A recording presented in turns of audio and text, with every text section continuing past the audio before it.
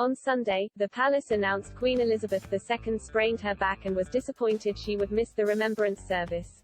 Before this, the Queen was forced to cancel a series of public outings but has continued to perform her duties that cannot be handed over to the younger generation. Now, the Duchess of Cornwall, as well as other members of the firm, has stepped up as the monarch rests. Camilla has written her latest column in Why Life magazine and details how proud she is to be a member of the Women's Institute and their work in ending domestic abuse. Camilla, who is a member of the Tetbury and Llandovery Y, wrote, "As our knowledge of different types of abuse increases, so must our efforts to raise awareness to empower victims to recognize the signs and to seek help." The monarch is known for making an annual visit to the Y at West Newton near her Sandringham estate in Norfolk. Queen Elizabeth II started to attend meetings back in 1943 after she took over as president from the Queen Mother. It is believed the Queen has only missed around 4 or 5 meetings since joining. Back in 2015, the Queen said about the Institute's centenary, "Women have been granted the vote, British women have climbed Everest for the first time and the country has elected its first female Prime Minister. The Women's Institute has been a constant throughout, gathering women together, encouraging them to acquire new skills and nurturing unique talents." The Queen's meeting last year was cancelled due to the monarch suffering with a cold at the time. Other members of the firm who are members of the Institute including Princess Anne, Sophie Wessex and Kate, the Duchess of Cambridge.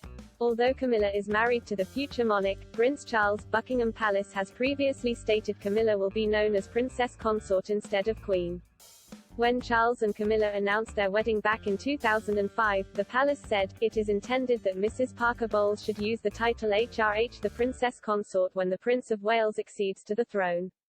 Charles and Camilla first began their relationship in the early 1970s but she called it off to marry Andrew Parker Bowles. Charles has since admitted he later had an affair with Camilla despite being married to Diana. Following Charles and Diana's divorce in 1996, Camilla and Charles were pictured together for the first time in public back in 1999. Speaking back in January this year, royal expert, Robert Lacey, warned the public is still coming around to the thought of King Charles and Queen Camilla. He said, "This new generation of the royal family is very important to the crown and very important to the nation. As we look ahead, we obviously hope Prince Philip and the Queen are blessed with long lives, but mortality takes its toll. We're not quite sure what to think about King Charles III and Queen Camilla. I think most people still are coming around to the thought of Charles and Camilla. Whichever side you take, you have to acknowledge Camilla was the source of the conflict and the heart of the marital breakdown of Charles and Diana, from whose consequences these boys, William and Harry, have suffered." Mr. Lacey went on to say how Prince William and Kate, Duchess of Cambridge, are more attractive to most Britons than Charles and Camilla. Last year, Charles and Camilla faced backlash following the release of the 4th season of The Crown.